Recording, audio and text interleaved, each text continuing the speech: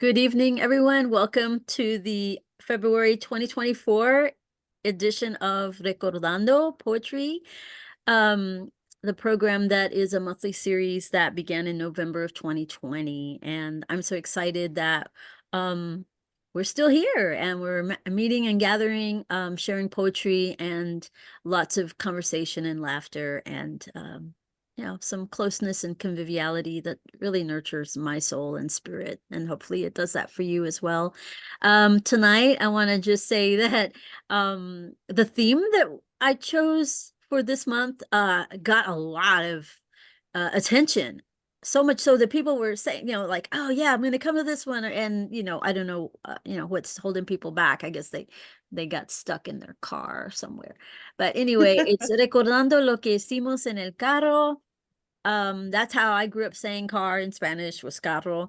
And Same. yeah, and remembering what we did in the car. And it's inspired by all the big national, international news about the song by Tracy Chapman gaining new wind under its wings as a special song. Fast Car has kind of come back into the limelight for folks, and it's really come with a lot of attendant I don't know, political meaning, socio-political heart in it. And so I thought, well, let's do something about cars, and that's why I chose that theme. You can read anything about anything, but if you want to use that as a point of departure, I started scouring my blog for poems I'd written about cars. Oh my gosh, I had to stop at like 12. And Patricia, you said that much of your poetry alludes to experiences in cars or being around Right, cars. Yeah. right, right. I think everybody who's here has been here since I started talking pretty much. So like I was saying, I grew up in the Texas Panhandle. So my parents met in the cotton fields around Lubbock. And I grew up in Canyon, Texas, which is just south of Amarillo. So it's like 10, 15 miles south of Amarillo. And we drove. I mean, that is primarily what we did when we were, growing up, is like we drove from, one side of town to the other. We were always driving to New Mexico to see my grandparents, all this stuff. So it was a lot of cruising. And I think because it got into me at such a young age that it's something I still do when I need just to like calm down, when I need to when I need to just get back into my head and away from sometimes some of the sadness that can overwhelm me a lot. So there's that piece. The second piece really is that Tracy Chapman thing. I watched it too. And, I was in sixth grade, I think, when Fast Car came out. Mm-hmm. Um, and I remember loving it back then and wondering, not, kind of like, oh, I wonder what my life is going to look like when I'm 25 or when I'm 30 or when I'm 35. And seeing it now, like right the week I turned 48, I was a mess on my couch. I was just like, this is not what my life was supposed to look like at all. But here it is. And so yeah, so when Tammy like invited me, first of all, it was an incredible honor. But I was looking back at all my poems and I was like, whoa, I do have a lot of stuff about driving in here. So um yeah, so whenever if you all are ready, I can read the first one. And I don't know if you like to talk after or if you want to talk after three of them or after each one. I don't know how you guys want to do it. I'm cool with all of it. I am so So excited that you're excited and so flexible in how we get this through this. I think it'd be great for you to read one and then let us rest with it and have interaction about it if we want. And I've got a couple I can read, and we'll see who else wants to read, and then we'll bring you back when maybe there's more people in the Zoom space that can hear you, okay, if okay, that helps that's delineate perfect. how it could go. Yeah. Okay. Awesome. Okay. So as kind of preface, I went to school at UT Austin between 1997 and 99. So that's where I got my master's degree in English. And when I was there, I met Raul Salinas total by accident. Like I was just kind of like, what are the cool bookstores in Austin? I'm a first generation college student. Nobody in my family had really left the Panhandle before outside of moving to Dallas. And so I was just like, huh. And I was wandering around looking for a bookstore. And I came across a Resistencia bookstore, and I walked in and I was like, oh, this looks kind of cool. And there was this older guy with like braids standing there. And I started talking to him, and he was cool. And I had no idea who he was, zero. But I was just like, oh, this guy's cool. And then much later, like much later, I found out who he was in one of my classes. And I was like, oh my God, that was Raul Salinas. Um, and so, he died not that long after I left Austin. I left in 99, and I feel like somewhere in the early 2000s is when he passed. But when I got to New Mexico, one of my mentors here was Levi Romero, and is Levi Romero. Now we've become friends. And Levi was the poet laureate of New Mexico for a couple of years. And me and him have worked on a couple of projects together. So when I was stuck in Amarillo during the pandemic for a few months, I would cruise all the time because I just needed to get out of my mom's house. And I love my mom, but Amarillo is Trump territory. So I needed to just get out of the house. And so I'd cruise. And one day I was getting in the car and I was like, Levi had written a poem about Raul Salinas that he'd called Los Heroes. And I was like, I want to listen to that poem while I'm cruising. Like, I'm going to listen to that poem while I'm cruising from Amarillo to Clovis. That's what I'm going to do, because I spent most of my youth in Clovis. Um, and my dad had died in 2019, right before the pandemic. And my uncle and I had started talking. And so my uncle was telling me all these stories about my dad and him growing up. And my dad was one of 5 brothers. They were boxers. They were trainers of racehorses. They were just like these guys that kind of came out of the Panhandle in the 60s. Most of them had been born in New Mexico, but they'd migrated all over the West with crops and steel mills and stuff like that with my grandparents. So this is the poem that I wrote for them. And it's called Cruising the Llano Estacado while listening to Levi Romero's Los Heroes. So that's the title. But I'm going to read it again because it's part of the poem. Cruising the Llano Estacado while listening to Levi Romero's Los Heroes on YouTube is an adventure in Wi-Fi service. There is no guarantee. It is up and down, in and out.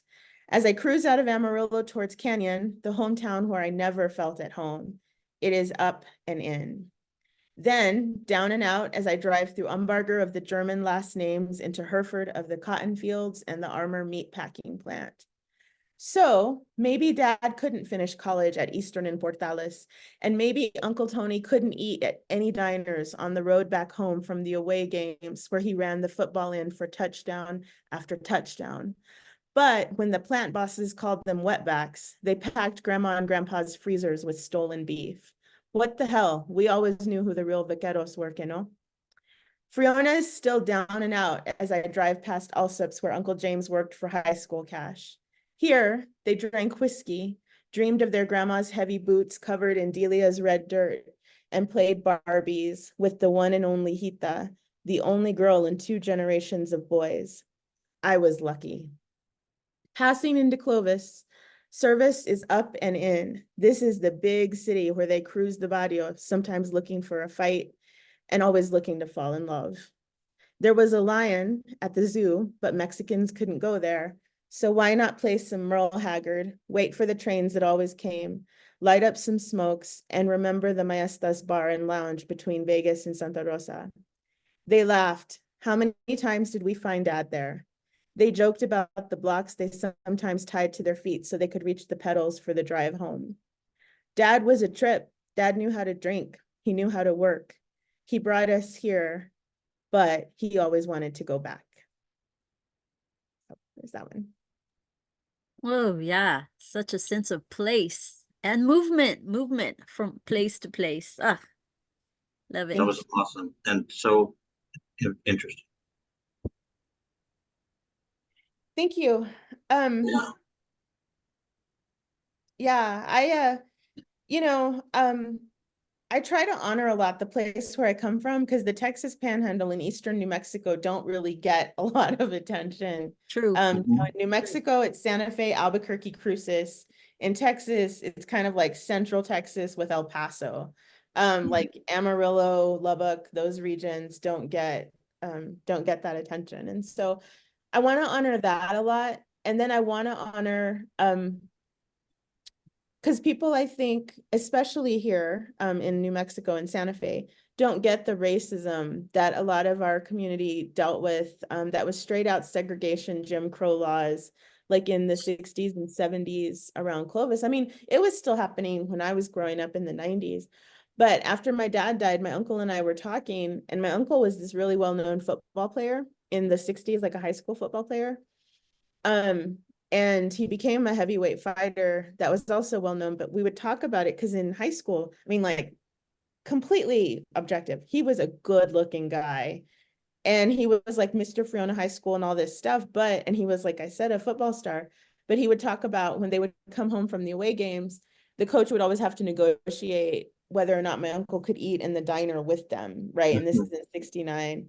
Or when he won Mr. Friona High School, they had to pull him aside and be like, but you can't touch the prom queen or whatever. Like, you can't, like, any of that. And so I kind of always wanted that out and to tell that story. And he wants to tell that story now. You know, he's 70, he's gonna be 73. So he wants those stories out a little bit more. Y So todavía tan guapo, right? I bet. see, It's yeah, a good looking yeah. older man. He still is. Like when my friends meet him now, they're like, whoa, you weren't kidding. And I'm like, I'm not. I'm Oh, Patricia, I love that because I'm born and raised in Texas. I in West Texas, is where my family hails from, Stanford, Abilene way, south of where you had your childhood.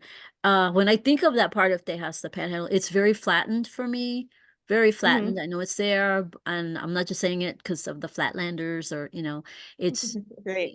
just I don't think much of it, and it's easy for me to just dismiss it, like there's nothing to think about regarding that. So you hailing from that area and breathing life into it, it's like inflating a balloon, and saying, yeah, no, there's spirit, there's space that I occupied there that has meaning and history, and my family needs to be remembered and valued because of Mhm. their how they walked that land, and you walked with them or behind them or alongside them.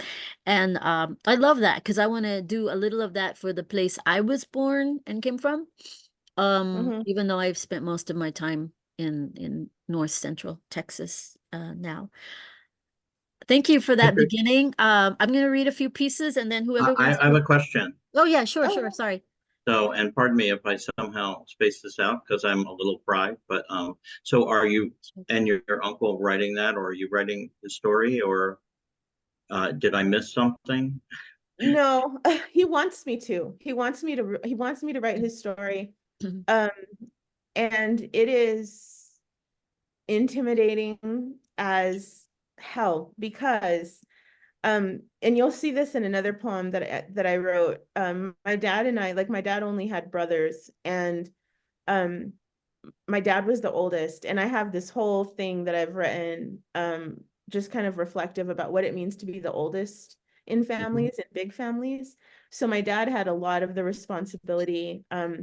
So that's why I put that in there about, he didn't get to go to college. I didn't know that till he died. We had a really estranged relationship. My dad had a big issue with alcohol.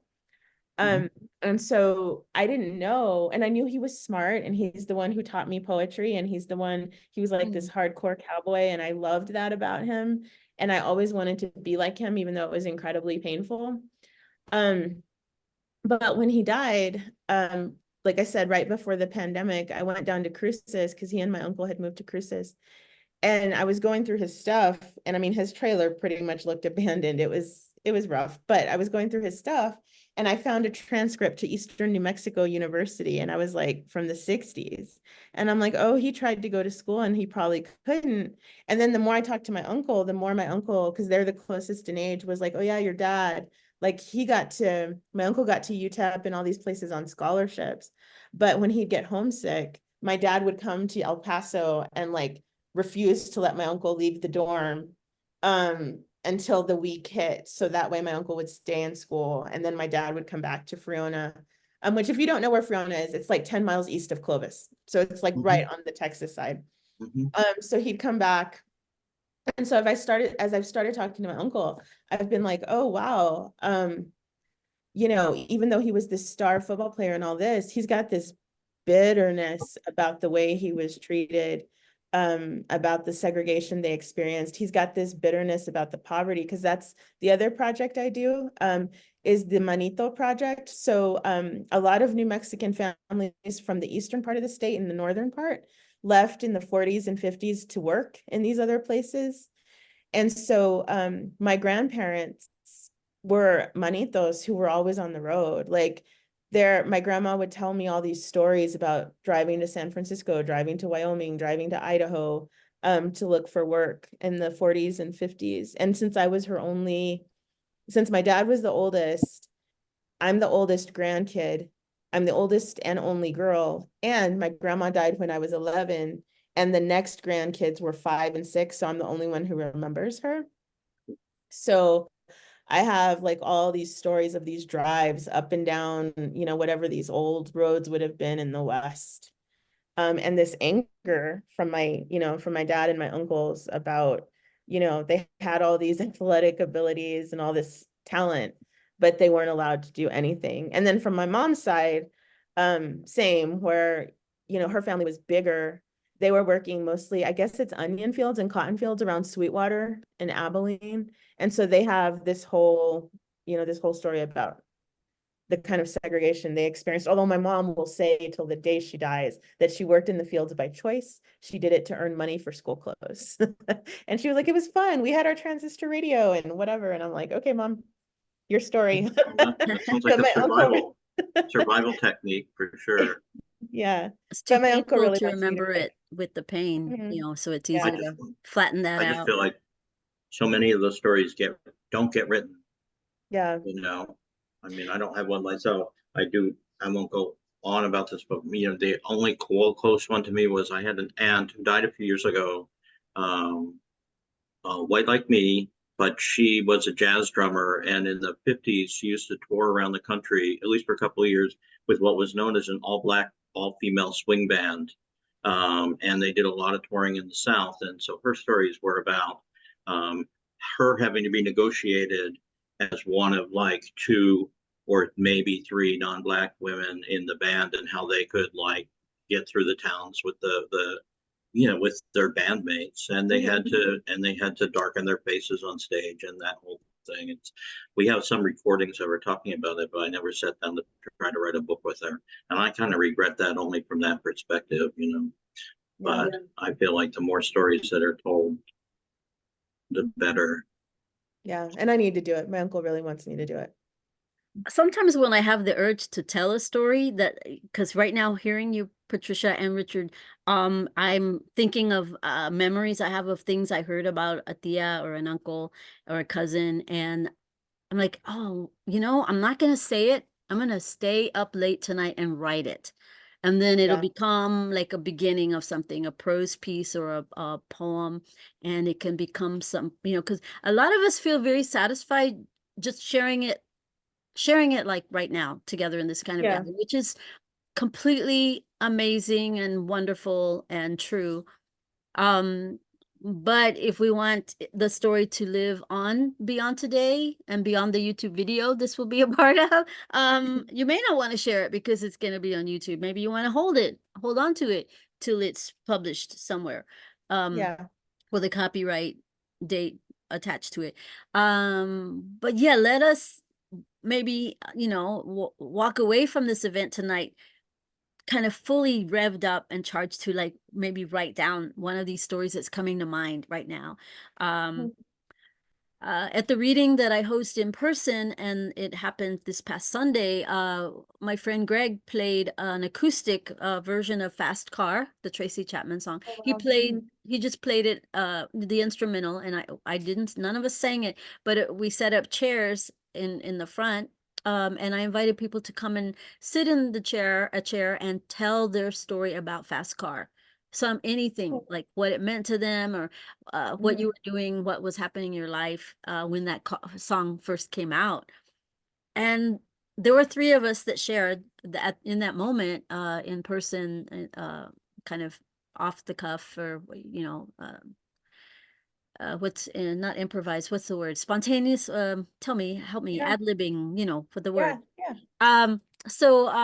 But I bet the others who didn't speak might have gone home and written their story, and that's what we can do here, what we feel inspired to do when we gather momentarily in spaces like this.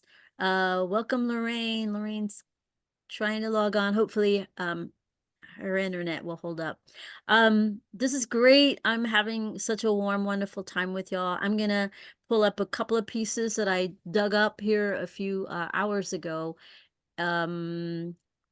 Here it is. I want to start with the one I wrote about being in Kingsville, Texas. Mhm. I've been there 2 or 3 times as a guest artist at their Texas A&M campus at Kingsville. And yeah, these kids, yeah, they're all in cars. It was written in 2007.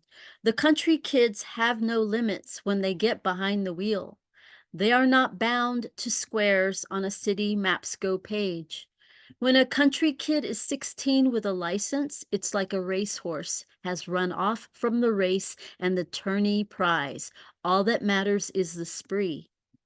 A rural road, whether Texas red dirt or halved with yellow lines, is a lengthy bull snake, daring kids to cruise all crazy, copulate in May. I've met those country kids, the ones who school in Kingsville, live in Ricardo, shop in Corpus. They have cat eyes at night as they sneak through darkness to wet county pleasures and the allure of acceleration. No city limits can restrict, no high gas prices deter them from their teen ambition to get some gritty mileage on their souls.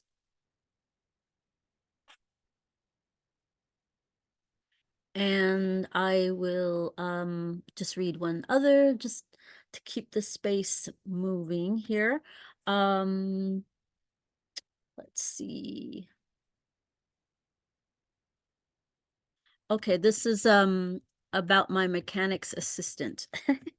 When I used to drive cars, that is. My mechanic here in Fort Worth is named Abdullah, and he's Iraqi, and he's phenomenally sweet. And this poem's about his assistant. Starts with a question.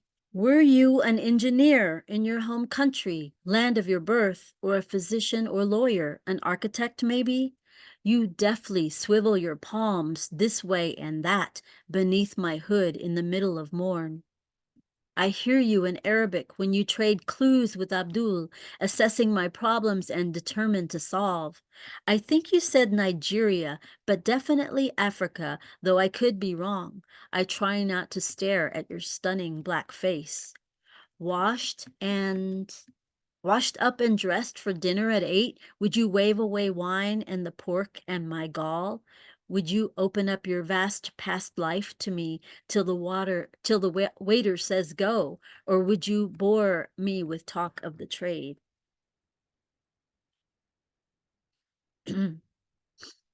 So that's me having a little quasi crush on a auto mechanics assistant. I can relate.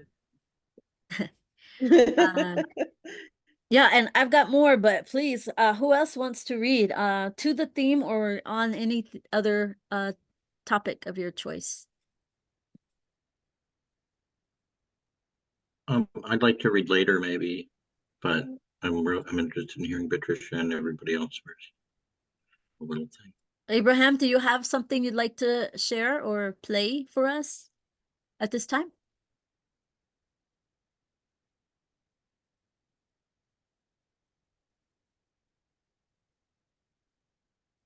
Oh, okay, okay. That's absolutely wonderfully fine. Anita, welcome back. You got such a tremendous um well, there's a lot. I got a lot of feedback. I heard the feedback about your last presentation with us. Do you have something you'd like to share, Anita? Hi. Good evening, everyone. I am actually today I don't think I'll be sharing, but I'm happy to be here and listening and holding space with everybody. Thank you for having me. Yeah, thank you. Oh, I know it was the washing dishes at the kitchen sink. That poem. Mhm. Oh, magical. Wonderful. Yeah, Yes. thank you. You made an impression for sure. I'll go ahead and read two more if anybody, unless to keep it going. Is that okay? Yes, please. Okay. And hi, Lorraine and Anita. I haven't introduced myself yet, but I'm Patricia, and I met Tammy a few years ago, and I'm super grateful to be here. And thank you so much for joining us. I really appreciate it. And just going off of this vibe, I think I'll be back because this is nice. I don't think I realize how much I've missed this since I've started working the 8 to 5 thing. Um, so this next poem, I've called it agua sagrada, or sacred water. And what's happened is I guess it was like 2 years ago. I had this almost 2 years ago. I had this pretty intense, I don't know if calling it, I'll just call it illness. It was more like it could have been a near death thing, but it was more like it was an almost losing the ability to walk thing more than anything. And so once I started getting better at the end of last winter, 2022, I started running and working out and doing all this stuff. And then in the beginning of this year, in the spring of 2023, I started hanging out with somebody who likes to fish. He's like a fisherman, and I guess it's officially an angler, and hiking and all this stuff. So he started doing all this stuff that I hadn't really done before. I ended up writing this poem in September. So this one is called Agua Sagrada, and this is about him. Prayers are the small movements your hands make as they tie threads into knots to mimic the diets of fish. No words needed here, no whispers, no amens, no rosary beads, only silence and time. Yes, you know the weight of a crucifix. No doubt you once carried a catechism book down the aisle of San Buenaventura, and yet nothing is more holy than water flowing over your torn hookahs or the sun setting behind canyon walls. No church, no votive candle, no saint's statue offers the peace of rivers. So there's that one. That was beautiful. Yeah, we had this whole conversation about rivers are more sacred than churches. So is that I love that. I loved that conversation. So true. And then the other poem that I'm glad more people are here because Tammy asked for this one, and I'll tell a little bit of the story, is so in terms of concentric circles, when I was a kid growing up on in the Panhandle in Canyon, we had to do this Thanksgiving turkey run. And I remember doing the run, and in my old memory, all these tarantulas started emerging out of the ground. And I was like, I must be crazy. That was a dream, more time passed, whatever. Then one day I'm in school, like in college, and I come across N. Scott Malmaday's Housemaid of Dawn. And I'm like, this is an amazing book. I want to read more. And so I picked up The Way to Rainy Mountain. And in The Way to Rainy Mountain, Dr. Momaday talked about tarantulas coming up from the ground. And I was like, I wasn't crazy. That really happens. So if you all don't know, Dr. Momaday was a writer. He was a professor. He was a novelist. He was a poet. He was a painter, who had grown up here in New Mexico, out on Jemez Pueblo mostly, but was Kiowa and was from Lawton, Oklahoma. Like he'd been born in Lawton, Oklahoma, in Kiowa country. So I read all his books fell in love with him. And then when I was at UNM, um, after I'd finished my degree and had come back to teach there, I ran into him in the elevator and I was like, oh my God, this story about the tarantulas, you know, and I'm telling him and I'm fangirling and all that. He was very gracious, very nice. And then like a couple years later, I found out he was teaching a poetry seminar at UNM. And I was like, I am taking this class, even if I'm just sneaking in. And I was a professor. I was like, I don't care. I'm going to sneak in and take this class. And so I snuck in to take his class and I would go every day. I mean, every time, you know, every class meeting. And he never really actually talked about what we were reading. He did a little bit, but he mostly told stories. And he told stories about growing up. He told stories about teaching in Russia. He told these amazing, beautiful stories. And I didn't care like about the poems. I didn't care about like what we were supposed to be reading or whatever. I was just mostly there to hear his stories. And so when the class was done, for the final, you know, people were turning in papers and stuff, and I turned in poems because I was like, oh, we'll just see what he thinks. And so I wrote these sets of poems and didn't expect really much. And he called me and left me this voicemail that was like, your poems were, you know, wonderful. I'm wondering if you have a copy so I can keep them. So of course I called him back to say, yes, you absolutely can keep them. But he started reading them back to me. And I was like, oh my God, Dr. Momade is reading my poems back to me in his voice. And that's incredible. So we stayed in touch very minimally. Like whenever I'd write something new, I'd send it and he'd like give me some feedback and things like that. But I had this dream. It's probably been, you know, he was older. He was in his late 80s. I had this dream a few months ago that he was young and, you know, he'd been sick, so he was in a wheelchair. But in the dream, he was young and he was walking and it was onto the plains, like, you know, out towards the Panhandle, Oklahoma, Texas. It was green. It was super, super green. And he was wearing flannel and jeans. And I remember waking up thinking like, oh, you've got to prep yourself for what's coming because he's been sick for a long time. He's an elder. So that's, and then he passed. He passed on January 24th this year, which he has the same birthday as my dad.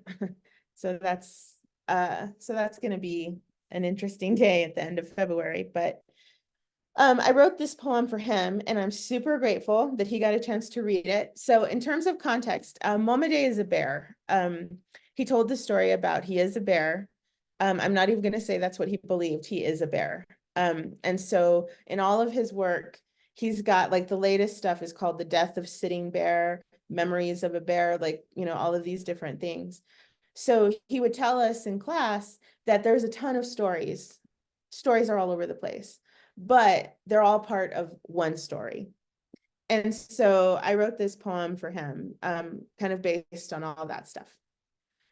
So it's called A Bear Story for N. Scott Momade.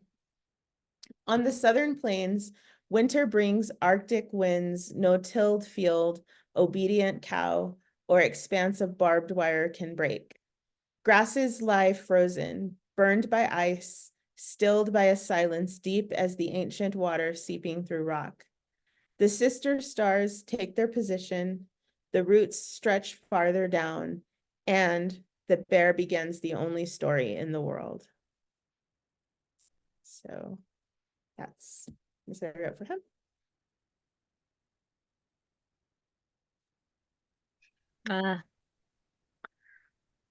You have an intergalactic connection with that poet, Patricia.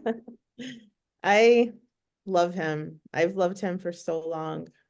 And he told that story. I don't know. Has anybody read The Way to Rainy Mountain here? He told that story in The Way to Rainy Mountain, but he told it in class too about like Devil's Tower. So the story is that there were 7 sisters on the ground, and their brother had like wandered off and he turned into a bear. And so he started like chasing his sisters And to protect them, the ground rose and the sisters were thrown into the sky. So they became the Pleiades. And that piece of the ground that rose was Devil's Tower. And that's why you see the scratch marks on the side, because it's the bear scratching to get his sisters. So that's the story he told. It's in the Way to Rainy Mountain, and it's in it was in his class. Where is Devil's Mountain? Is it in New Mexico? Wyoming? Oh, in Wyoming. Wyoming. Ah, okay. Devil's Tower. Yeah, it's in Wyoming. Have you been to see it? Anybody here, like, driven up to see it? No, It's amazing. only in that silly movie. Oh, Close Encounters. But Ah, I've read about it in various ways. I think that's the first time I ever was aware of it, but as a kid, Yeah. I love the story about the bear scratch. That's just awesome. I'll have to look that up. I know You this. all have to, if you get a chance. The Way to Rainy Mountain is that a collection, or because I'm telling you asking because I opened the Wikipedia page that Tammy listed, and I'm not seeing it listed anywhere, but that it's a selected biblio. So Yeah, it's probably one of the ones that's not, I mean, it wasn't one that was ever like at the top of popularity, but yeah, it's a that doesn't collection matter. of poems, drawings, stories. And if you get a chance, if you can find, or if you want to, with Death of Sitting Bear on Audible, he reads from that one, and that's his last work, and it is beautiful. It's really, really beautiful writing. It's what, again, gives me peace on the days when things are a little bit difficult. oh, it's Cool. so I've looked nice up to have both. those. It's so nice to have those anchors. You did say Mhm. the Way to Rainy Mountain. Is that what you were looking Mhm. for? Okay, I did find a Wikipedia link for just for that specific work, and I Yeah, posted that I in the found chat. it on Okay, in cool. used bookstores online for a few bucks. Nice. So Well, when I'm you gonna finish get it, reading it, pass it around. right? Yeah. Um, I wanted to ask Patricia if you would, and somebody new is joining us, Kamala Platt from San Antonio. So right now, I think we represent like different places in Texas, like Dallas, Fort Worth, San Antonio. Many of us have traveled and lived other places too. So, we're kind of many of us have flown the coop numerous times, numerous ways, and I love that about us. You never know what we're gonna allude to, and then Where there's connection. Some of us have met, like, or lived in the same towns, or climbed the same mountain the same week. It's just that kind of synchronicity I love hearing about. I'm sorry, Richard, did I talk over you? Yep. Not important. Welcome, Kamala. So Patricia, I want to ask you to talk about the anthology that you contributed to, and maybe we'll share the link for that. And eh, have you read Yeah. from the piece that's in that book yet? Because maybe you could read that for us. I have not, and that one's actually a migrant poem too. So let me get the book because it's right here. I didn't even think about it. Mm. I haven't opened it. I'm one of those people who, when I get free stuff, I end up giving it away. So Can I ask, are you guys getting ambient noise from my window? no, I'm not. Just kind of a loud heater, like a air blowing heater here. So I just want to make sure. I just turned mine off. I meant to turn it off. Sorry, I try to only have it on when I've muted myself. Yeah, it's a rental. Anyway, I can't hear anything. It feels yeah, I just want to make sure because I don't like it if I don't, if I'm talking. I'm going to mute. However, that yacht behind you reminds me of the movie Triangle of Sadness, which has a hilarious section in the middle when the tumult of the sea becomes so intense that the billionaires on board start regurgitating their very high class, fine dining onboard meal. It's really disgusting and hilarious at the same time. And Woody Yeah, Harrelson plays the captain. It's just, you got to see that. Anyway, that's what I'm thinking of when I see that yacht. I've never been on a yacht myself, and it's not really a life goal. Anyway, It's a rental. You claim no this is affinity with that particular painting. I've been thinking it though, because you know what? I lived in New England for a couple of years and I've just been like, this looks like what I saw in Maine and in like Rhode Island and those places, but it's pretty. I liked the ocean. Yeah. It's cool. It's good. This is the book. It's the New Mexico Poetry Anthology 2023. Is this still in shrink wrap? Wow. It's very shiny. Like I said, when I get things, I'm like, I'm gonna give it as a gift at some point, so I'm not gonna open it. Sure. So I leave it like that. So I've given away like 3 of them. But yeah, it came out in September, I think, is when it came out. And who edited Maybe that collection? It's Levi Romero and Michelle Otero. So Levi was poet laureate of the state, and Michelle Otero was poet laureate of Albuquerque. And it's a bunch of different, it's all New Mexican poets, but it's kind of a bunch of different perspectives. So, you know, there's a lot of like nature writing. There's some Chicano poetry, some native poetry, not a lot, not enough in my opinion. But it's a good start, I think, for the kind of stuff that's being produced in New Mexico. Lots of new voices, which I think are really, really, it's really, really good. I think a comment came up. Oh, that's Tammy. So I can read what's in there. It's a little bit longer, but if you all want to hear it, I'm more than willing to read it. Yes, please. The floor is yours. Okay, so hi Kamala. I'm Patricia. And I have to say, your name looks so familiar to me. I'm wondering if we were in a similar circle in UT Austin days, because I'm feeling like I remember Sandy Soto talking about you a lot, but maybe it's another Kamala. She's on mute. I think they were in the same comparative lit program, right? Oh, you're still on muted, mute. Kamala. Kamala, you're still muted. So if that's true, then Yeah, it is me. okay. I was a baby back then, Sandy but was I'm in like, her, I know your name. Yeah. yeah, I was in comparative literature and they were in English, but ethnic and third world, but we crossed a lot of classes together. Because I was in the English department in 97 to 99 getting my master's.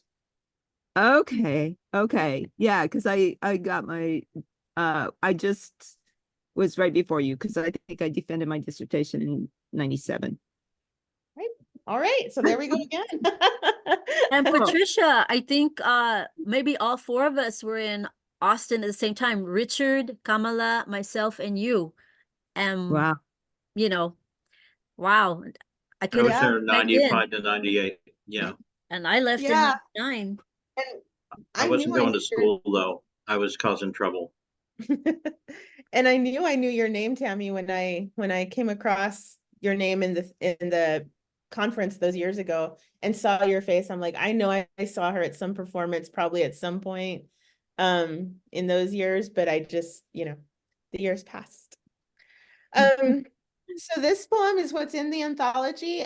This one is also about my grandparents, the New Mexican ones that were the manitos that I was talking about a second ago. So like I said, I was my grandma's first grandchild and the only girl that was around for a very, very, very long time. And she would tell me all these stories. And so like I said, also, I'm the only cousin that knows a lot of these stories. And one of the stories she always told me when I was little, like from the time I could listen till I got older, till she passed, was about this baby that she'd had that died when they were migrating one of the times. And it was an old story, and I always thought about it, but you know, nobody else remembered it. And she didn't tell any of her sons. So I just kept it. And then when I was at a family reunion here in Santa Fe, I came across a cousin who actually remembered it and could give me some background to it. She had been there. She was a little girl, but she'd been there. So that's what this poem is. So it's part of something that I want to be bigger based on the mysteries of the rosary. So you've got the luminous mysteries, the glorious mysteries, the sorrowful mysteries, and the joyful mysteries. And in all of these, what I've done is sort of replace the sacred figures with relatives. and tell the story like that way. So this one is called The Glorious Mysteries. It's written for Dominga Olguin Perea and Ruben Emiliano Perea. The intro is unable to come back to New Mexico when her firstborn baby died in the sugar beet fields of Idaho. My grandma put him onto a train back to Delia, New Mexico. He was picked up at the station in Las Vegas, driven the 20 miles down to Delia, where he was buried in a grave we can no longer find. Nobody knows where the grave is. He was 2 months old when he died from pneumonia up in Idaho, and they'd been in Idaho for 2 days. So that's crazy for me to think about. But okay, so it's in parts. So the first one, part one, fe or faith. In folds of wool, among flowers colored by cochineal, whose roots wove over and under a weft tight as the still cage in her chest, she sheltered him. Deep into a cedar sanctuary, she placed him, prepared him for the passage south to home. Through fields lying tilled, silent, and low, he crossed. Before canvas tents and corrugated tin walls, where newspapers crumpled into cracks, fought against early spring freezes, he passed. Following the pale March sun past the Snake River, the Salt Lake, the Colorado Plateau, he continued. Then, brushing past the Rio Grande into the Sangre de Cristos and across the Pecos, he returned. Boxcar doors rolled back, surrendered the bound body into the arms of relatives he never knew.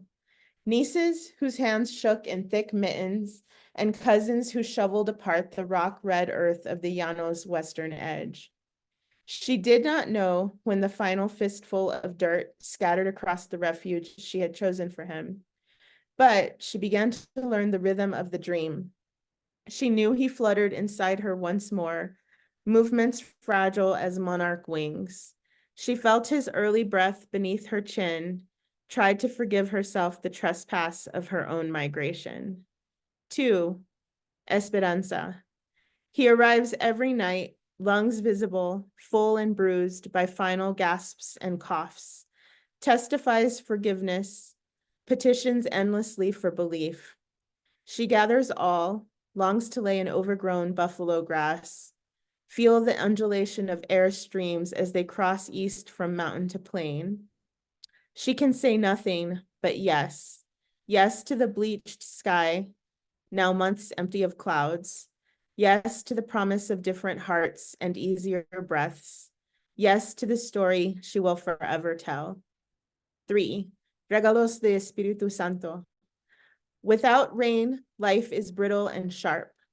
Bones stretch out the skins of cattle and horses as they break deep into the bodies of cactus, tongues searching for relief. In the north, lightning strikes, smoke rises, grass crackles and speaks through the heat and the light. Voice caught, she makes no sound, listens to words unspoken. She detests the offense and loves the contrition, keeps her hand forever in fire, forms sacred scars no one can ignore. 4. De Jesus por María. The Llano Estacado stretches away from her at last, its emptiness endless and boring as the avocado green carpet flattened by the steps of the 5 who stayed. The tumors are almost welcome. She crushes another cigarette into the glass tray, considers the matte red polish on her fingernails that never forget when edges of dry bowls slipped into their beds, breaking into flesh tender as the memory of his first cry. Outside her window, the fields fill with tendrils, healthy and neat, cream blossoms barely visible under the high plains' summer's glare. Clouds begin to turn steel gray in the west. The afternoon grows heavy and dumb. She hopes for hail, marbles of ice to shred the newborn cotton. The storm will drown pleas for absolution. A single tornado will lift away years of hidden car keys, warped barroom floors, and crooked drives home. She will miss nothing except weddings, baptisms, first communions, jagged laughter, and graying hair. It will all come again. She lets go. Nopales glimmer around her. He passes through their needles, arrives bloodless and light, his lungs calm at last. 5. Grace of final perseverance. She feels the coarse waves of her mother's hair and leans in to kiss the cheek of her baby sister. Finally, the rain settles the dust. He presses his hand onto the clay and laughs. Once he lay stiff in her arms. Once his mouth was cold as the Arctic winds that travel south through miles of barbed wire. Once she sent him away. Now he leans in. Now he whispers. Now he will always say her name. Yeah.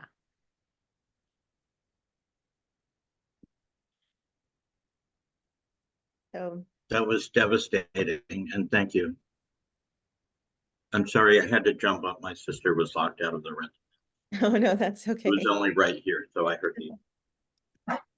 God, How does it feel to read your work? I know you've said that you don't get to share this kind of work very often, Patricia.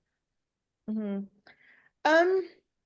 It's well, I'll tell you what makes me happy about this is that you're recording it. Maybe my cousins will watch it on YouTube because like I said, my cousins are too young to remember her, but everybody wants to remember her. And so they're always asking me for more stories and more stories. And so you see it, I know you see it on Facebook. I post pictures of like uncles and tell stories when I can and poems and things like that because my cousins really want to know this person who was so foundational to their dad. yep. You know, who made their dads who they are, which then made them who they are. And all of my uncles, I love them. I love them so much. And one of the gifts of being close to my Uncle Tony now is that he is affirmed how hard my grandmother's death was. So that way I feel less, why am I not over this yet? Why am I still writing about it? Because he's still talking about it. We're all still kind of talking about it when we can. So to get to read this feels, you know, it feels healing, especially when I've been dealing with the kind of work I've had this week about what counts as a history that should be up on a wall in an incredibly colonial space. It's nice to have a space that's not that.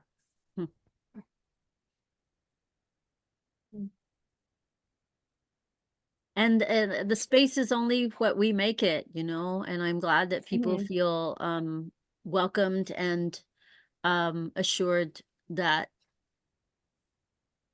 you can make your choices freely here. Thank you. Yeah. Thank you. Richard, would you like to read now? Or do people want to take a little break? Take a little bio break for 5 minutes? And then come back, or do we want to plow through?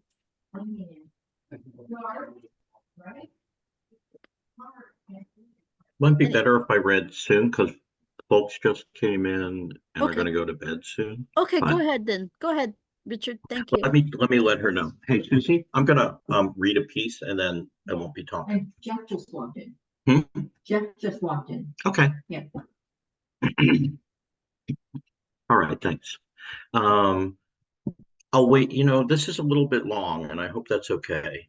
I mean, it's probably more than between 5 and 10 minutes. Is that going to be okay? It's the thing I could think of was I've written several memoir sort of pieces about hitchhiking around the country in the 1980s. And some of the parts are particularly amusing, so I just said, "Oh, maybe I should read this part." It's a pretty good story, if that's okay. Are you okay with that? Please, no time limit for you. Yeah, thank you. Well, this is a thanks. This is it's actually was my first sort of longer hitchhike from Philadelphia to Athens, Georgia, in the like 1982. And I sort of was going into places I'd not been before because I was from the Northeast in Michigan at that time. So kind of south of Baltimore and DC, I had never been. Anyway, so I pick up a little bit. The main part of the story takes place in South Carolina, but I pick up a little before that because I think it was nice. I mean, this is a few pages in, it doesn't matter. The next day, the magic began. And by magic, this time I mean green. And I also mean new. The magic of the new. Okay. The magic of the new is something that gets harder to summon as years go by. And boy, oh boy, do I treasure it. I had never been this far south, and every plant and tree was from another planet. Every color leaked from a slightly different spectrum, and everything was steeped, of course, in the musk of the humid south. I was so enamored that I was atypically untalkative that day, spending several otherwise unexciting rides with my face glued to the window, playing the identification game, me mentally. Tree, big tree, trees, meadow, old fence, meadow, cows, lots of stinky cows, giant tobacco fields, I think, giant trees covered in what the heck is that, kudzu? And so on. I often didn't know or care what kind of trees they were. The whole childlike wonder thing, which I suspect really does keep you younger, was in full tilt. A little south of Richmond, I picked up I-85, which, though an interstate, was mostly a two-lane jobby that wandered diagonally south and further inland, skirting Durham, Greensboro, and Charlotte before veering all the way down to Atlanta, which was right darn near my destination of Athens, Georgia. Much of the day I was passengered through open countryside, my mind drifting gleefully about 50 yards on either side of the car. I don't recall how many rides I got, but the final one was a kind gentleman who really enjoyed hearing about my adventures in New Hampshire, bought me dinner at a fine southern diner, and drove me several hours after dark to his hometown, flunking me 350 miles from my airy beach grove of morning, still night of Gaffney, South Carolina. The first thing I noticed as we pulled off the highway in the northern edge of town was the peach. I saw it even before I got out of the car, surreal as hell, enormous, ripe, golden, floating above the fields and trees like an alien craft or the Roald Dahl book come to life and glowing like the sun. What the hell is that? I asked. The driver laughed and assured me I wasn't seeing things, that it was in fact a semi-famous water tower shaped and painted like a peach, the luscious globe of which was brightly lit at night. In fact, it's still there. It's actually called the Peachoid, and running that through a search engine will score you some fantastic pics. A quick check on the triple dove reveals that it holds 1 million gallons of water, is 135 feet high, and can be seen for several miles. This is peach floating in the air at night. It seems that Gaffney was known back then as the peach capital of the nation, and this was its monument to itself. And there I was, standing alone next to an overgrown field, less than half a mile from it, waiting for the sweet peach aliens to descend. It was also nigh on 11 p.m., and I needed to find a place to settle in, and more importantly, a place to take a crap.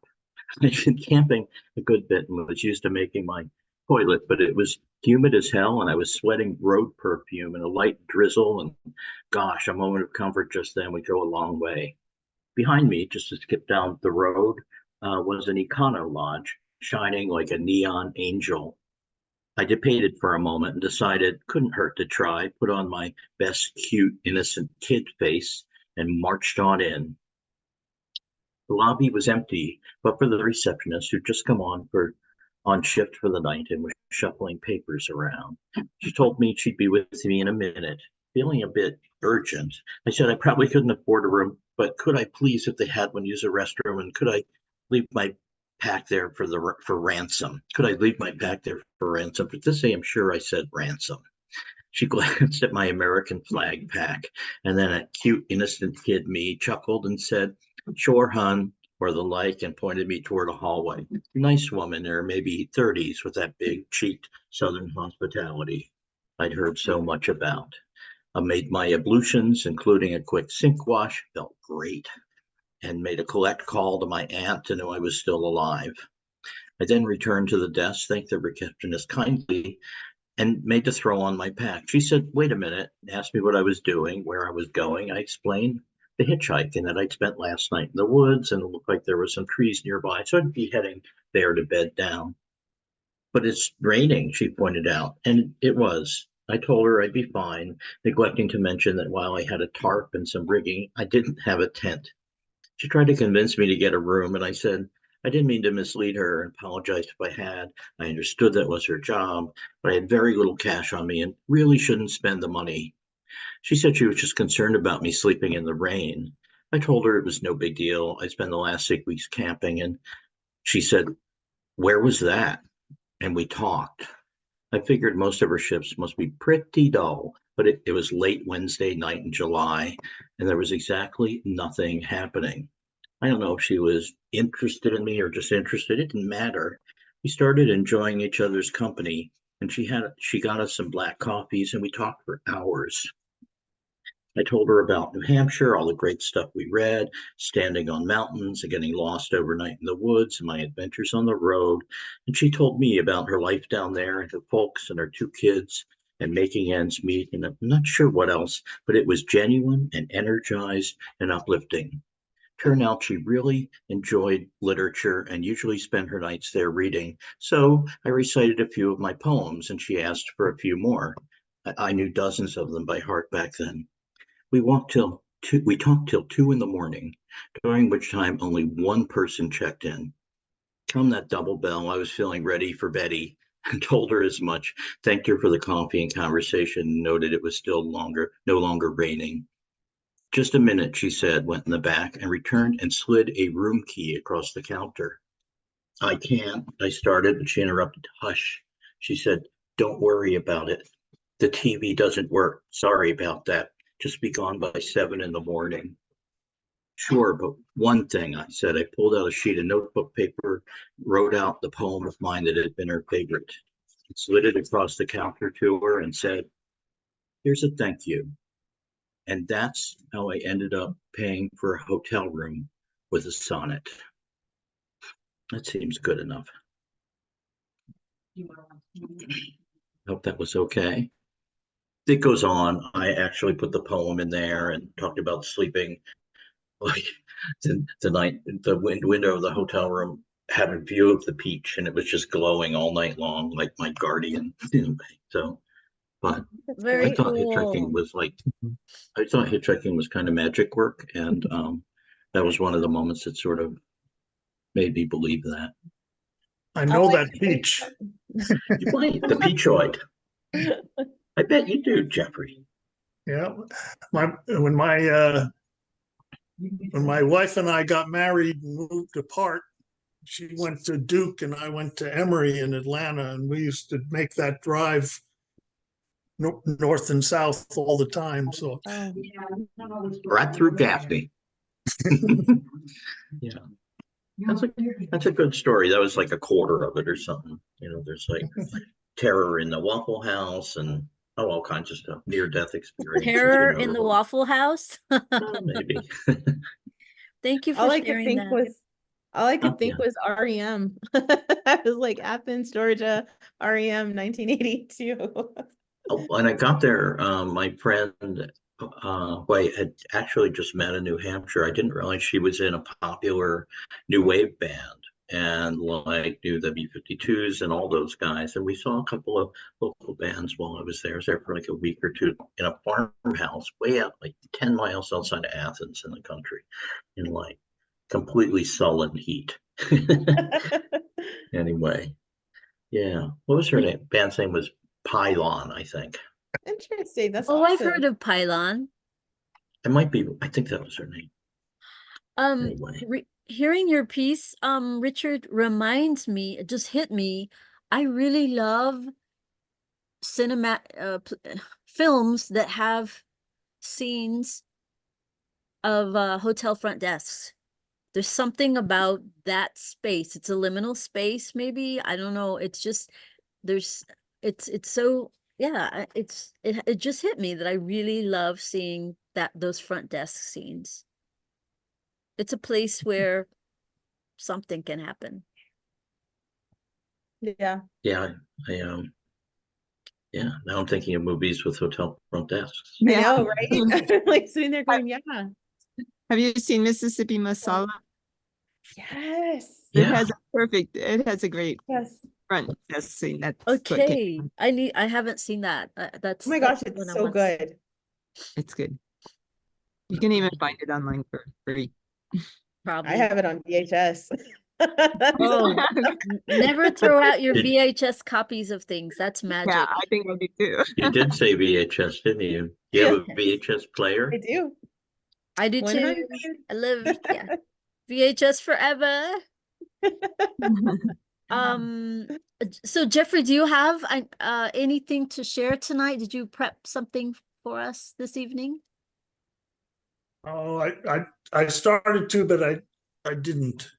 So, although I've already gotten some great ideas that I'm going to write as soon as I get off here. Oh, nice. That's luscious. They have to do with giant peaches. Kamala, I would love to hear your voice if you want to share something now or talk about your new release, recently released book or whatever, anything. Yeah, I might just read a little bleep from my afterword, but I have to run get the book. Yeah, just a moment. I'll be back. Talk. I'll be We back. will talk. So after Kamala presents, I'd like to share an excerpt from a script, a play script, and I'm going to share a screen and I'm going to ask for some interactive participants, somebody to read a couple of the other characters, if you don't mind, or if you want to. That sounds cool. That sounds really good. So I yeah, like we to tell my usually brother-in-law he can watch with me if he wants. your brother-in-law? Patricia, I wanted to ask, is your dad still living on, is he still okay? No, he's not. He died in August 2019. Okay. Yeah. Yeah. And yeah, if you check out the Facebook post I did a couple of days ago, you see all their high school and junior high pictures, like all the little ones, dad and all his brothers. There's a good conversation that happens on it between me and my cousins on those comments.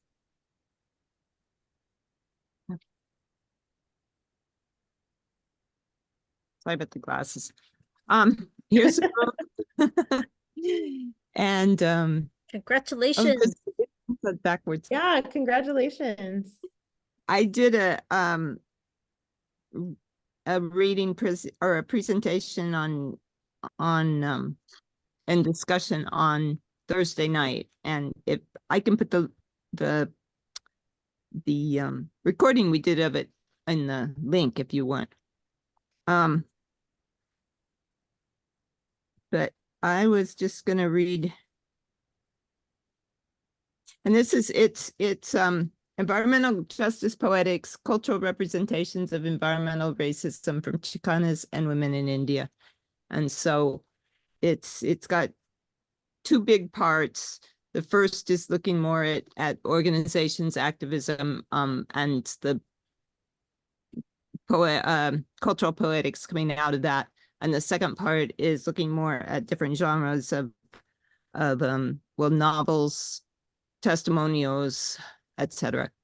But what I wanted to read, the only thing, this was really written,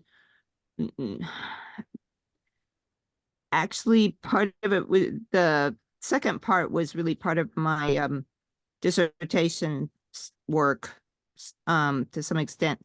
And then I went back, I was originally going to have more of the cultural studies stuff in that too, but then I had sort of a mutiny. Anyway, I went back afterwards and worked it. So it was written in the early 2000s. And then it sat on my shelf and in my computer for a long time until I got it published. People didn't want the two things. They couldn't quite handle the South Asian women. It was like, we can only focus on, I don't know what. Anyway, I mean, some of it was legitimate. Like we our press just focuses on national stuff, and it almost got published a couple times. But this, I finally submitted it to a contest that Die Gruyter was having, and it's a German press, and so it got noticed that way. It didn't win or anything, but so it's been about 3 or 4 years, or 3 years or something, that I've been working on it then to get it, for us to get it published. But it did get published. And so the afterword is something that I read, that I call the afterword environmental justice, cultural poetics, a blueprint for climate justice. So my argument is sort of that this work that I've looked at, that these women have done, contains a lot for us to look at in thinking about climate and other crises that we have now. And so I talk about some of those works in the afterward, and then I also talk about my own neighborhood, and I talk about some of the stuff that's going on in India as well. And I want to mention a couple of things and then just read a short bit. And one of them, it's just because of the coincidence. And when I was reading on Thursday, that was one piece that I didn't read, because the afterward, the introduction and a few pieces are available at the website for the book. And there's a little bit more of it actually that's available on Google Books preview. But anyway, and this is just mention of Marisol Cortez's book, Luz at Midnight. And I think some of you have probably read it. But I described it, and then it just turns out that this is the 3rd anniversary of the big winter storm Uri. Right now is going on, and what I say about her book is of special relevance to Chicana activism of environmental justice in San Antonio that packs a love story to boot is Luz at Midnight by Marisol Cortez. As I describe on that cover, Cortez crafted a literary montage, Puro San Antonio at its environmental and social justice core. It was published by Flower Song Press at end of 2020. Luz was described in the San Antonio report in the midst of Winter Storm Uri as, quote, the shape of things to come. San Antonio author Marisol Cortez foresaw the rolling blackouts now plaguing the city. And then I go on. But I just wanted to read that part, given that that we're in that it's 3 years later. And I thought it was an interesting coincidence. And then let me just see here where I want to. Oh yeah, okay, so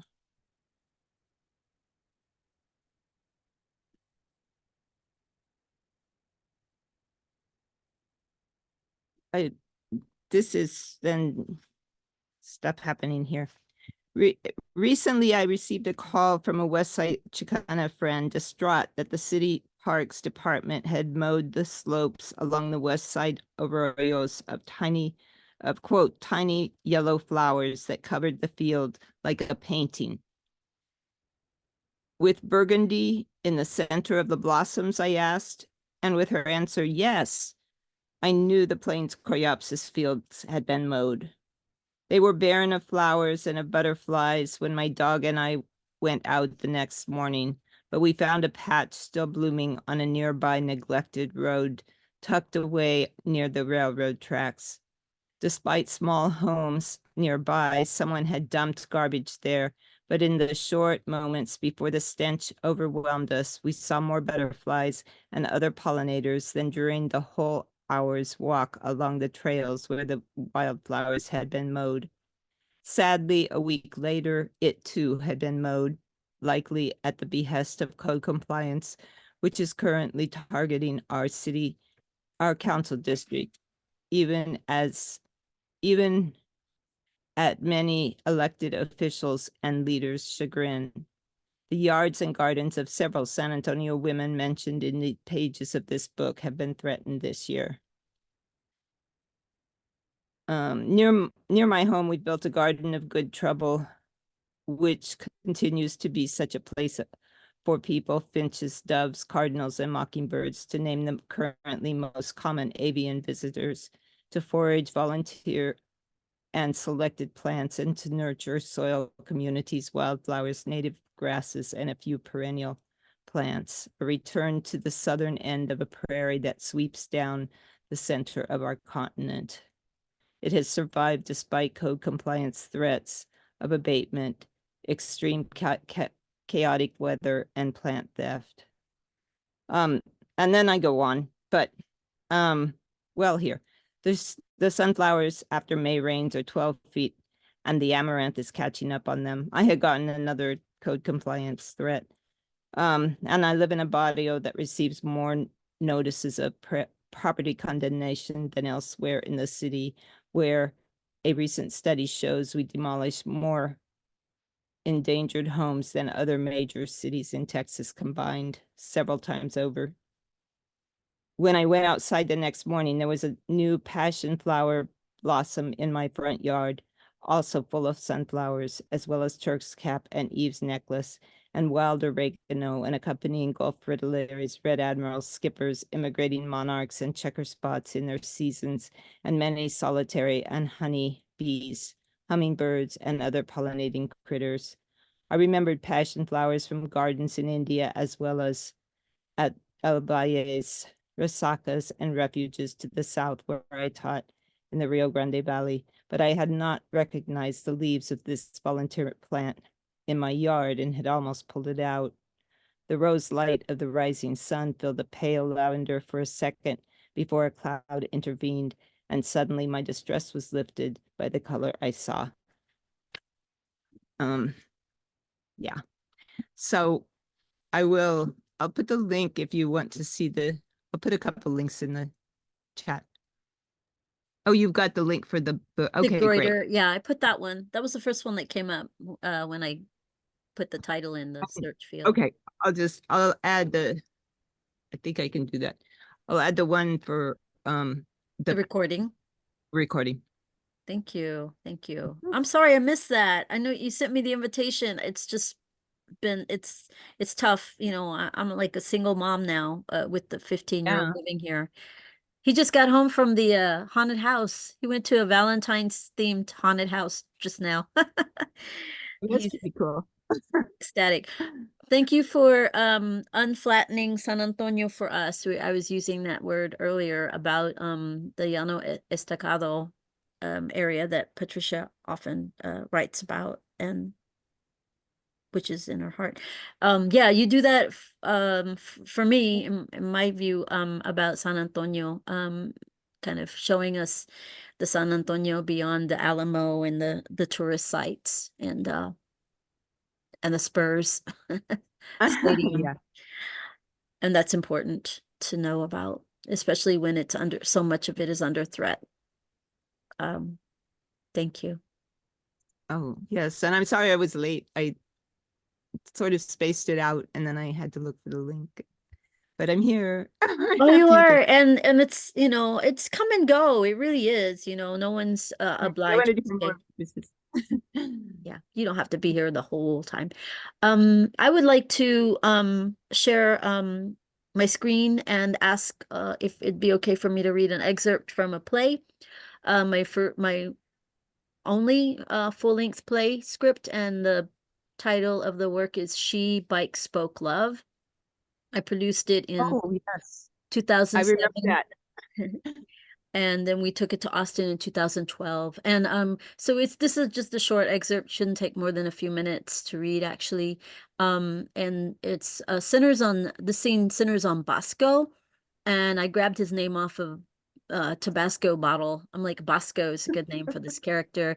Bosco may or may not be a Vietnam war vet, may or may not be maybe have a undiagnosed mental health condition. But he is a wizened soul who lives in an empty lot, and hangs out in a car that doesn't run, that's on the lot. And some of the younger bicyclists kind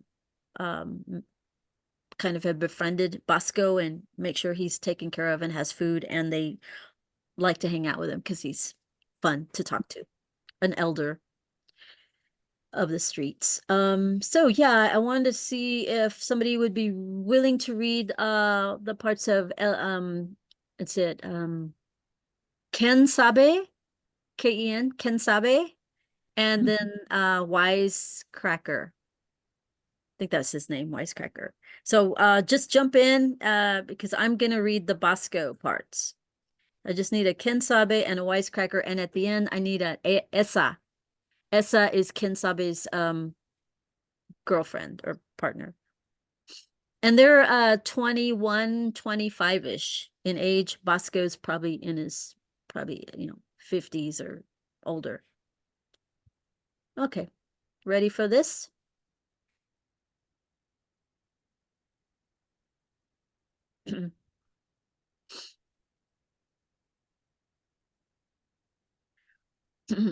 Scene. Oh, what happened? Oh yeah, so there's a radio music playing on the car, from the car, because the radio does work.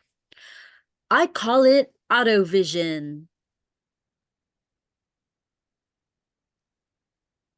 I'll read it. You mean like television for an automobile? No, I said AutoVision, just AutoVision, like ought to be this, ought to be that, how things could be, should be, mirando el futuro. Richard, you want to read Ken Sabe? You're muted. I've got folks sleeping here. Okay. Oh, I can read it. I can do it. I can do it. Thank you. He kinda, the way I think you tried to explain it before, looks into the windshield like a fortune teller looks into a crystal ball. Now, don't go making me out como un New Ager freak. Johnny Trejo meets Shirley MacLaine. Oh, that's supposed to be Danny. Sorry, Danny. Yeah. Okay. Now I've spent my generations and generations that came before, even your father's time. We've all spent hours and time and lots of money behind windshields like these, in our Chevys and Rancheros and El Caminos. Shit, all the good cars are named in Spanish. Camaro. Then there's more music. Seeking the Open Road, Path to Freedom, the James Dean mythos. Only now you're a rebel without a car. It doesn't run, but the radio today.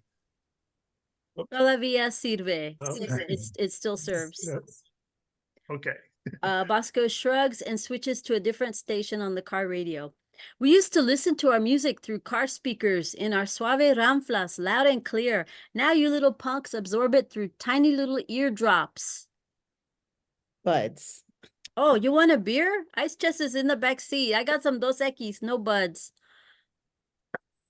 Cars will come to serve a new purpose. That's Bosco's theory. My working theory. Now that we are on the downward spiral from having a lot of oil to now not having so much, and what is left? All the rich guys hoard or force us to fight over. Guerra, pura mierda. Yeah. Essa mentioned that once. Peak oil. That's how she put it.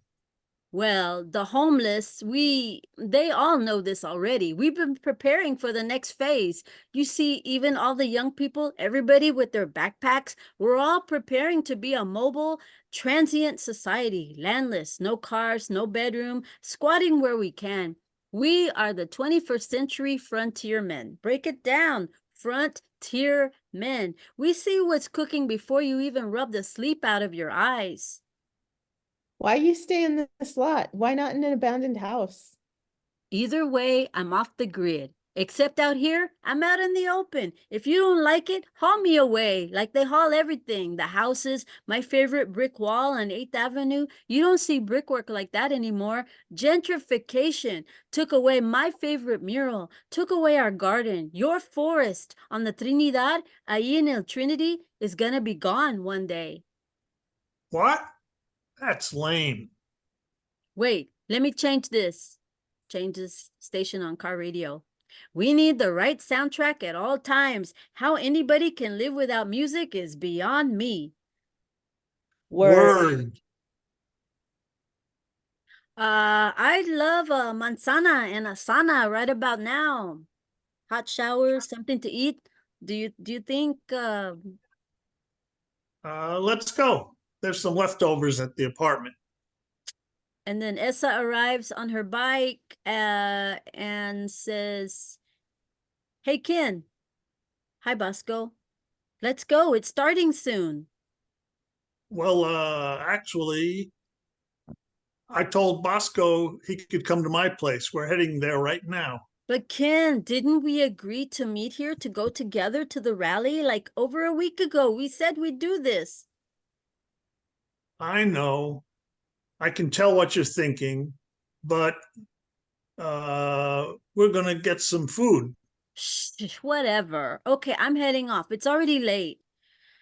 I thought this was important to you too. Damned if you do, damned if you don't. Everybody teases me that I have an invisible boyfriend. You're never around when it counts. Manito, you don't have to change your plans. Lock up your car. Let's go, Bosco. Okay, that end of scene. Awesome. I love the personalities coming through. Those are good. Mhm. Those are really, really good. I had super the fun. best cast. Oh my gosh, we had a blast doing that. And they all had to ride bicycles on stage. So we had 11 cast members and 10 bikes. And even the curandera had a bike, but she just wheeled it on and it had the little baskets with the hierbas in it. Oh, so Mhm. Anyway, thank you for indulging me with that. That's not I an came to indulgence. Thank you. Austin to see it. Yeah. Yeah, What was it? my dream is to publish the script and then other people can produce it. Because I produced it twice with some funding and it's exhausting. It's a big thing to do. And yeah. Well, thank you Anyway, for sharing it. That was awesome. That was really fun. thank Mhm. you. Thanks for that link, Kamala. I just saw it, the book launch presentation. Oh, It's yeah. great. Where in Austin did you perform it? The first time, I think, because I saw it. I came, I remember. Thank you. Thank you so much. It was at the Mexican American Cultural Center and we That's right. performed it at least two times, maybe three times, and the performances were free.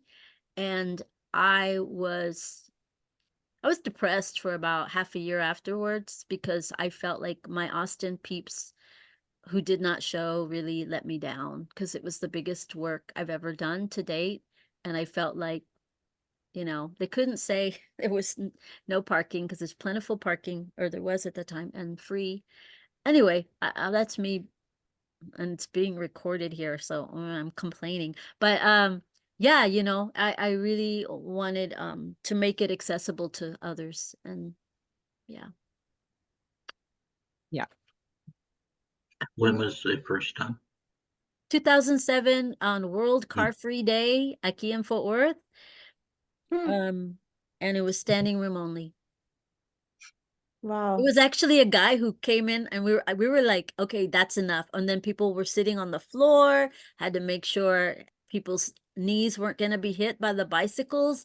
And one guy, he just rushed in and stood by a pillar, a supportive pillar in the room, and he's like, I'll just stand right here and I won't move, okay? I'm like, okay. And he stood the whole time, you know. It was, yeah, it was a blast. But hard work. También.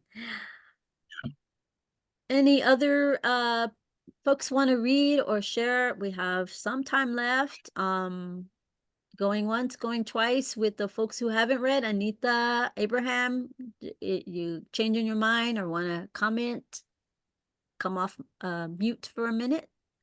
Si quieren.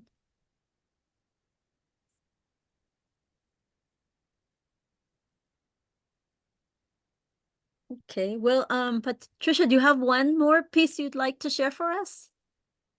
Sure. I'll do the one that is literally about 4 hours old. Oh, the new one. Yeah, you mentioned that you've written something new. Yeah, so I'll Lay it do on one us, sister.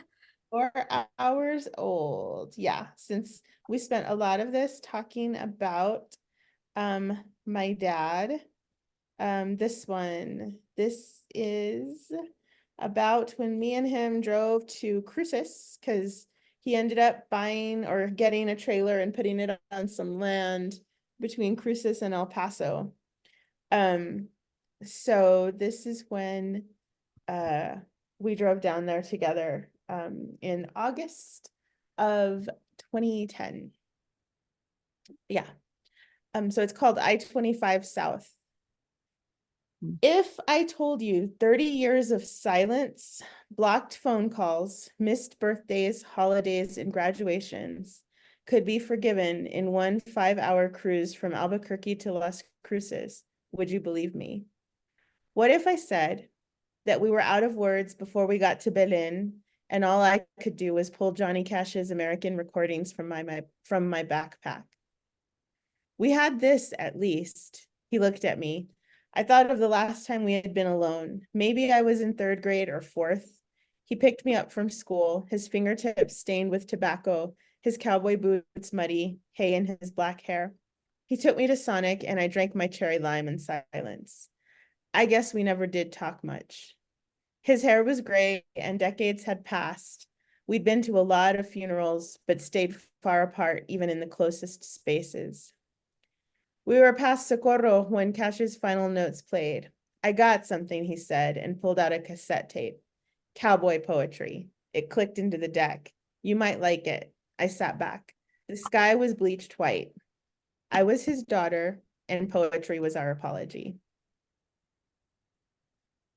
So that's the brand new one. Wow. Oh, I was tearing up at this, even like the 3rd line, as that resonated a lot. And the poetry, cowboy poetry cassette, like the olive branch, is perfection. Didn't see that coming. Yeah. Thank you. Yeah. Thank you. That was a drive we took where I was like, oh yeah, he pulled out the poetry and I'm like, I guess I'm his daughter, right? Yeah, that's how that works. I'm glad you had that 5 hours with him. Yeah, and then we didn't see each other again for 9 years. When he was ill. Yeah, well, he wasn't ill then. We didn't see each other for 9 years. And then when my cousin was like in 2019, he was like, your dad's really sick. You should come down here. You should come down here. It took me about a week to be like, okay, I really should go down to Cruces. And when I did, he had this car wreck and it was bad. And I really believe 100%, I believe this. Because neither of us were good at talking. Neither of us are good at talking about how we feel, all that. So the last day that I saw him, we didn't say anything. I couldn't, like, yeah, didn't say anything, could barely make eye contact, but in that little, like, 3 minutes of eye contact, I think everything again was forgiven. And that night, a couple of days later when he actually died, I drove up to Vegas because they were born in Vegas. My dad and my uncles, they were all born in Vegas or around Vegas. So I drove up to Vegas and I had this dream that night that it was raining. It smelled like, like wet dirt. And he was walking from Vegas to Delia on the side of the road on the 84. And I remember thinking, should I give him a ride? And I was like, I think I should give him a ride. And then I was like, no, he's just going home. You don't need to give him a ride. And so then I woke up and yeah. So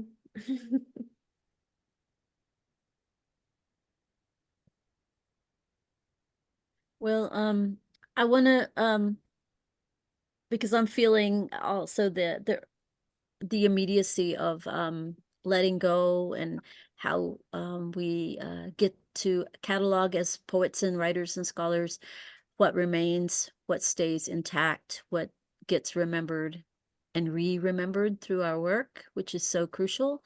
I want to just acknowledge that Richard is going through a recent loss, and I just want to say out loud to you, Richard, that I'm here for you and with you, and Richard has my number, and he can call me anytime, because he was walking with me this last year when I was in the last months with my brother who passed away last July, and you were there for me, and so I want to be here for you. We're having a memorial thing tomorrow, service. There's not going to be a burial. My brother was cremated. My mom's going to have him buried with her whenever. But I just wanted to, because you had just mentioned this, I wrote my eulogy for him tonight, and my brother, though, you know, very challenged in a lot of ways, was also wrote a lot of songs he recorded, and a lot of poetry and stuff like that, which never really got seen by many people. We've been going through it. We're each going to read a little bit of his poetry, but I'm mostly talking about his creative life. He had and the last thing I decided to write down was, how grateful we are that he's in peace and out of pain, which is so important. But just as grateful that we have all these documents, these songs and videos and poems to remember him, which is exactly what you just said. So thank you. You give me chills. Yeah, I'm going to sign up kind of quickly because we have an early day tomorrow. It's 11. But I always appreciate all you guys' presence. It was good to meet you, Patricia. Great to meet you, and I'll send some prayers out your way tonight. Yeah, thank you, and good to see you come on. Likewise. And always, Jeffrey, always. And I think I'm going to sign up because I'm in my last moments before I have to wake up and go eulogize.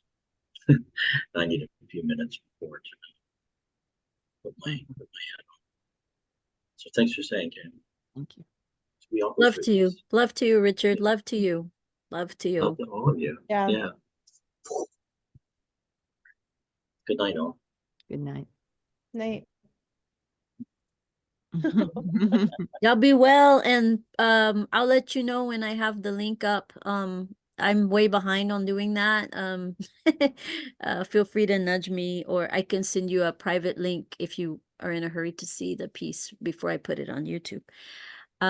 This has been a blessing. Anita, sorry we didn't get to hear any of your work, but please come back. You are appreciated in this space. Abraham, anytime you want to bring out your guitar and play for us, you're also welcome. And thank you to all. And I guess some of us are gonna log off and write a little bit. I hear that some of us were motivated to do just that.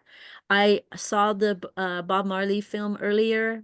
And yes, it might be a little cheesy, a little hollow is how it was referred to by one critic. But it had enough open space in the movie for me to put in my own story. And that was important, especially because I know my family, we were singing Every Little Thing's Gonna Be All Right at my brother's bedside in the hospital room in his last few weeks of living. We were singing Bob Marley to him. And so that's the space I co-created watching that movie today. So I Mm. recommend it. I recommend it. It's Thank good. you so much. We share a birthday, so. I'm sorry. Oh, I was born on Bob Marley's birthday, so I have this Oh. connection too. Oh, I haven't seen the movie wh- yet. when is your birthday, Kamala? February 6th.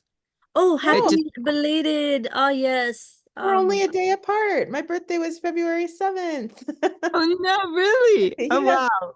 Awesome. And thank you for remembering me. You're on Facebook, right? I am. Well, Oh, like I friend said, your you. name was Yeah, that's just, been I know I knew the name, just like I knew yeah, Tammy's name, even if I couldn't place faces for a little bit. I know I came across people in Austin all those years ago. that's cool. My Yeah. birthday was February 15th, so Oh, Oh. yes. I'm a February we're all baby. about a All week these apart. all these Aquarians hanging out. Aquarians. Oh, Patricia, it was a really great pleasure to have you read with us today. And I'm gonna Thank you. conclude the recording here. I'm just gonna stop recording and y'all can hang out if you want to chat a little more with me if you like. It's been a really wonderful night. Enjoy the rest of it with your work and Thank you, your Tammy. And thoughts thank you, about. everybody. I appreciate your time.